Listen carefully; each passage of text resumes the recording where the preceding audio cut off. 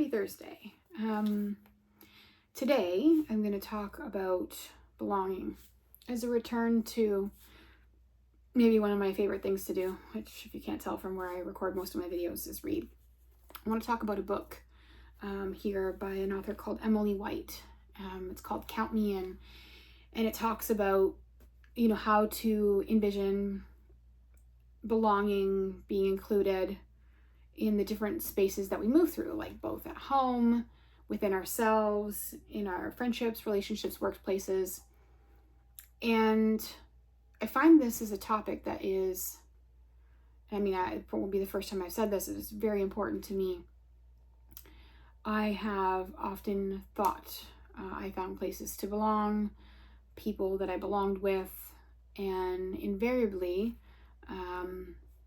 something fails me.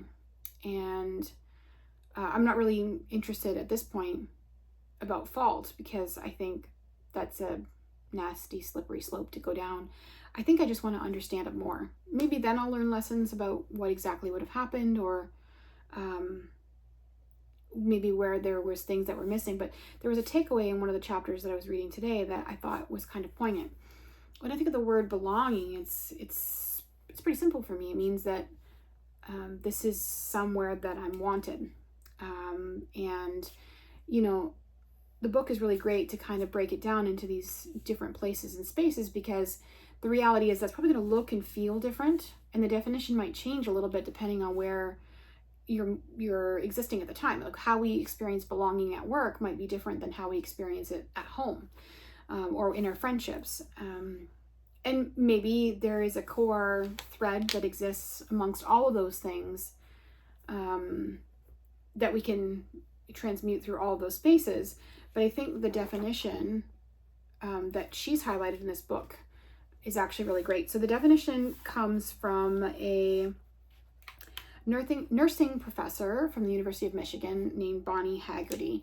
And I guess this professor was studying how belonging can affect our physical sense of self.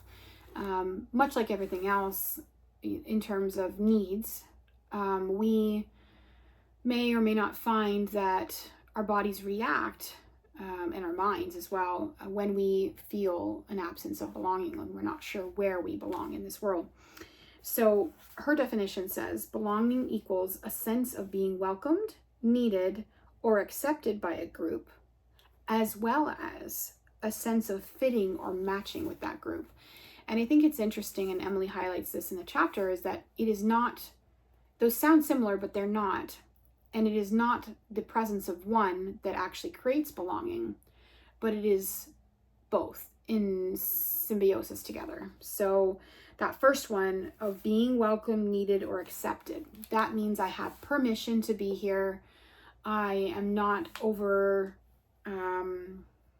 not extending, but whatever the word is I'm looking for, that somebody's going to fill in the gap for me. I'm not making myself be somewhere where I'm not wanted, where people are looking at me strangely. I feel like I have a right to be here. I have welcome. People are excited. They engage with me.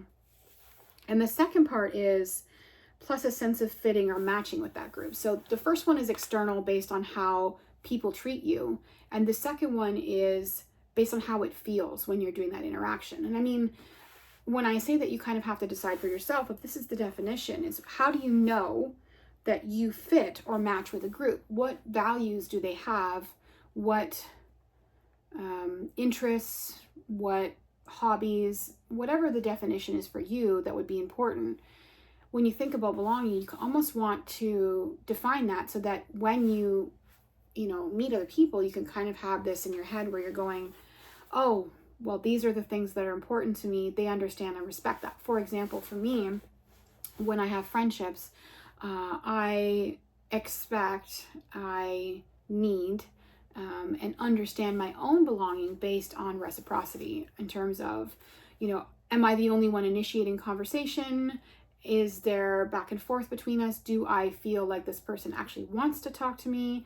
And when those things don't exist, I don't have the aforementioned psychological safety to really, engage or feel safe to be my authentic self.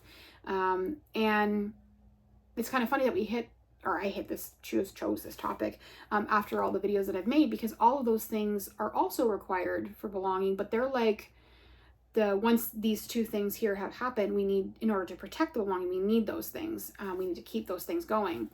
But first, we need to know if we are welcomed, if that person might need one of our skill sets or characteristics that we have as a person, and if they accept that. Because sometimes somebody can be really amazing at something, but if you aren't willing to accept their help or accept, you know, a part of who they are, that doesn't really matter if you have something that matches. I think that's why she highlighted that both must be present, because if you have one of these things but not the other, it changes the entire vibe of not the transaction, but the relationship. That's a better way to put it. So, you know, she goes on to say that if the fit is wrong or the fit is right, but you feel unwelcome, belonging will remain out of reach.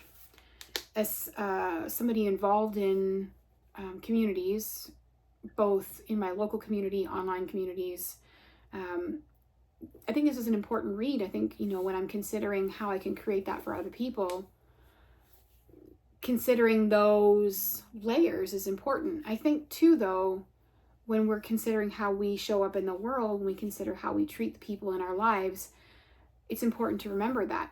I think it's very easy in this day and age specifically to get into this mindset, especially as we're in such a self-care space, to negate the other person's experience and how they experience you. I think for me personally, I have spent, you know, a good portion of my life sacrificing. So it's very easy to get to the point now in my life going, well, I'm not going to sacrifice anymore.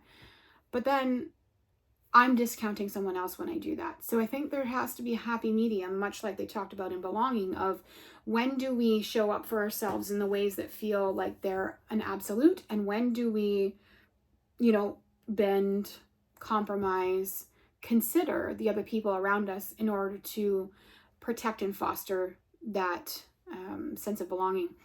And I would never suggest to protect that for someone who is mistreating you, or who is being abusive or any of those things. I'm not suggesting that we apply that to every single scenario, but I am suggesting that for the relationships and the spaces that matter most to us, to approach it with that duality in mind, so that we are considering how we show up and we are considering whether or not we feel like we belong. And both of those two in conjunction with each other will help be a check and balance. Whenever I consider data, whenever I consider KPIs, which, I mean, this is not that, but whenever I consider those things, I always want there to be a counterbalance, right? You want to make sure that what you're thinking, feeling, experiencing is the truth, what you're seeing is the truth. And, you know, data can help you with that, but it isn't just that it's data, it's what we consider. It's what are we evaluating, and making sure that you have good evaluation points is part of that. So I really appreciate this book, and I'm interested to keep diving into it and considering, especially when I consider my own personal relationships and how I show up in both the communities I exist in and in those relationships. So that's my Thursday chatter. I hope to see you guys maybe this weekend. We'll see. We'll see what inspires me.